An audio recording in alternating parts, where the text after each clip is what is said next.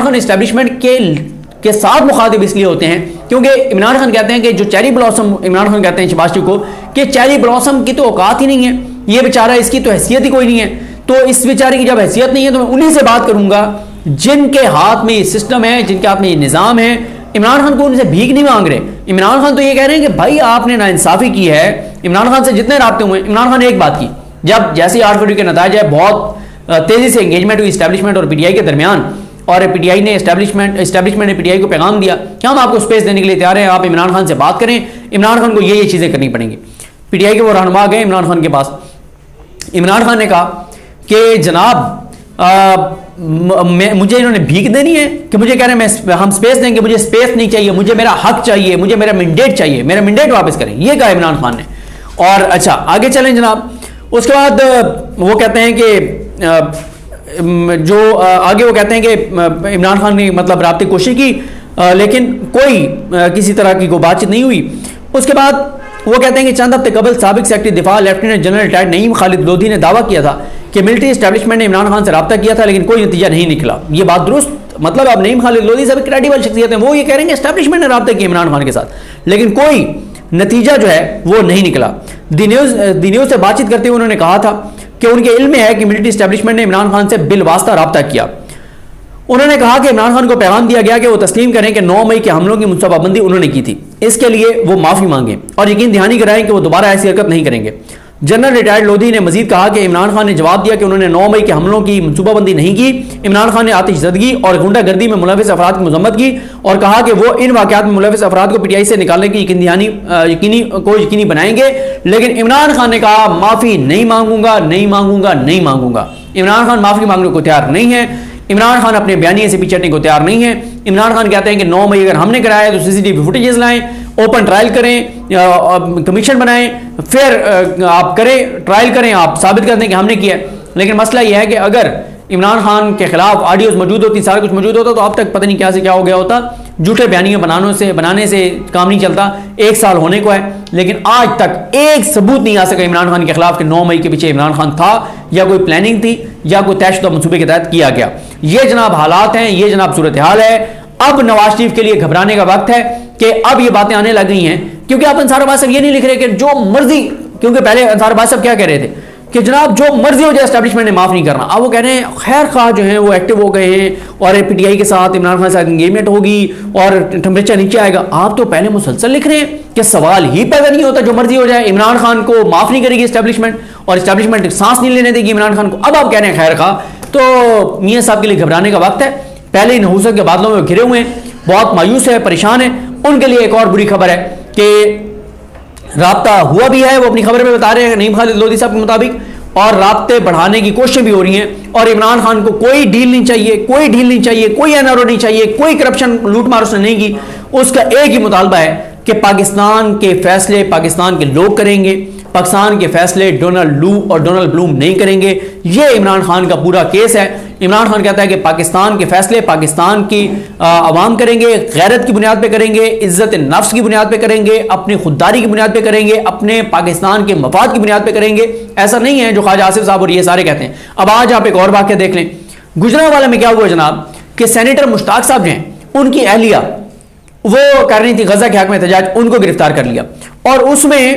ایک 10 سالہ جو بچہ ہے اس کا میں آپ کو نام بھی بتا دوں، مطلب کوئی اس سے زیادہ، مطلب آپ تو لگتا ہے کہ جو پنجاب حکومت ہے اس نے یہ جس طرح سے ان لوگوں نے نون لیگ نے امریکہ کو اپنا باپ بنایا ہوا ہے کہ یہ امریکہ ہمارا باپ ہے، ہم وینٹیلیٹر پہ ہیں، بحیثیت قوم وہ وینٹیلیٹر کا بٹن بند کریں گے تو ہم سارے مر جائیں گے، بحیثیت قوم پاکستانی پوری۔ اب لگتا ہے انہوں نے اسرائیل کو سیکریٹلی خفیہ طور پہ جو بھی تھا اوپنلی انہوں نے باپ بنا لیے کہ اسرائیل کے خلاف احتجاج نہیں ہو سکتا۔ سینیٹر مشتاق صاحب نے یہ ٹویٹ بھی کیا کہ حمیرہ طیبہ فاؤنڈر سیو غزہ نہ دہشت گرد ہیں نہ قانون شکن ہیں، وہ اپنے 13 سالہ بچے اور سیو غزہ کے کارکنان کے ساتھ غزہ کے لیے پرامن مظاہرہ کر رہی ہیں۔ ایس ایچ او عمران نصیر اور پولیس کا رویہ تکبر اور بدتمیزی ملاحظہ کیجیے۔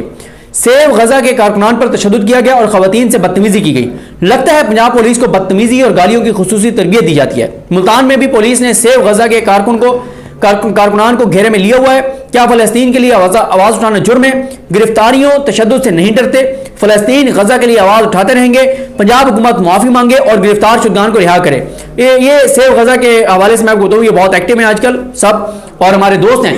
پمز ہاسپٹل میں ہوتے ہیں، ڈاکٹر فضل ربی صاحب سوات سے ہیں۔ ڈاکٹر فضل ربی صاحب جو ہیں، فضل ربی صاحب بہت ایکٹیو ہیں ڈاکٹرز میں، انٹلیکچوئلز میں، میڈیا میں، جتنی بھی کمیونٹیز ہیں ان کے اندر وہ بہت ایکٹیولی غزہ کے اوپر کام کر رہے ہیں۔ ڈاکٹر فضل ربی صاحب چیزیں بھیجتے رہتے ہیں، بات کرتے رہتے ہیں، اور یہ اس میں ایک اسٹوڈنٹ ہیں، یہ عبداللہ شجی، یہ گجرانوالہ کے رہائشی ہیں اور 10th کے طالب علم ہیں، اور انہیں بھی گرفتار کیا گیا۔ مطلب اب ظاہر ہے یہ یہاں پہ آپ کو شاید تصویر ان کی اس طرح سے نظر نہ آئے، یہاں پہ سرکل ہوئی ہے تصویر، تو یہ جناب ان کو 10 سال کا بچہ ہے، سوری 10th کلاس میں پڑھتا ہے بچہ ہے، اور یہ اس کو جو ہے وہ گرفتار کیا گیا، اور مطلب یہ حالات ہیں، اور یہ پنجاب پولیس کر رہی ہے مریم نواز کی۔ اور بلکہ ابھی میں آپ کو بتاؤں، میں اس وقت یہاں پہ ٹریول کر رہا ہوں، تو میں یہاں پہ بکھر میں بیٹھا ہوں، ابھی ہمارے دوست ہیں ان سے ملاقات ہوئی، ملنا تھا ہم نے، جمعہ خان صاحب ہیں، تو ویسے تو ان کا تعلق منہاج القرآن اور پاکستان عوامی تحریک سے ہے، تو ان کے کزن جو ہے فیض محمد خان، وہ تحریک انصاف کے یوتھ کے ایکٹیو جو ہے وہ رکن ہیں، بلکہ عہدیدار بھی ہیں یوتھ کے۔ اب وہ ہم نے ان سے ملنا تھا تو ہم ان کا ویٹ کر رہے تھے، تو وہ پہنچے نہیں، تو وہ لیٹ پہنچے، اور انہوں نے بتایا کہ میں وہ کوشش کر رہا تھا کہ کسی طرح سے ان کو رہا کروا لوں، لیکن میں نہیں کروا سکا، اور ایسے جو کالز بھی نہیں لے رہا، اور میں جب پہنچا تو اس سے پہلے اس کو گرفتار کر کے لے گئے تھے، کیونکہ بکھر میں کل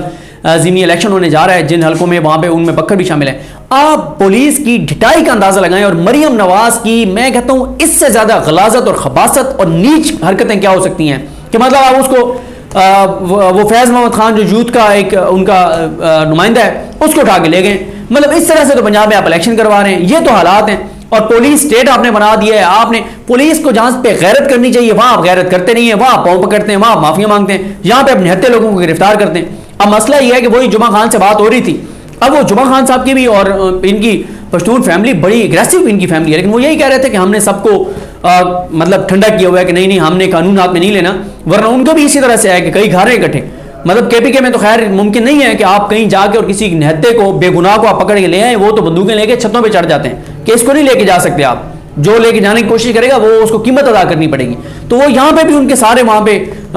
بکھر میں ان کے گھر ہیں، لیکن وہ کہہ رہے تھے سب کو فیملی کو منع کیا ہوا ہے کہ نہیں ہم نے قانون ہاتھ میں نہیں لینا، کرنے دیں ان کو جو کرتے ہیں، کوئی نہیں ہم قانون کے دائرے میں رہتے ہوئے ان کا مقابلہ کریں گے۔ تو یہ حالات ہیں، یہ صورتحال ہے۔ مطلب غزہ کے اوپر بات نہیں ہو سکتی، پرامن احتجاج نہیں ہو سکتا، الیکشن کمپین نہیں ہو سکتی، کسی ایک جماعت جو پاکستان کی سب سے پاپولر جماعت ہے اس کے ساتھ ایفیلیشن نہیں ہو سکتی۔ یعنی آپ کیا کر رہے ہیں کہ آپ پرامن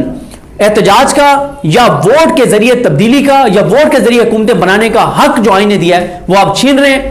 پھر آپ کون سا راستہ لوگوں کو دکھا رہے ہیں؟ جب آپ آئین قانون اور امن کا راستہ لوگوں سے چھین لیں گے تو پھر کون سا راستہ بچتا ہے؟ یہ وہ بڑا سوال ہے جس کا جواب ان لوگوں کو سوچنا چاہیے جو لوگوں پر پرامن احتجاج اور آئین کے دائرے میں رہتے ہوئے جدوجہد کے راستے بند کر رہے ہیں۔ مجھے اپنی دعا میں یاد رکھیں۔ لکھنؤ ہم سب کا حامی ناصر، اللہ حافظ۔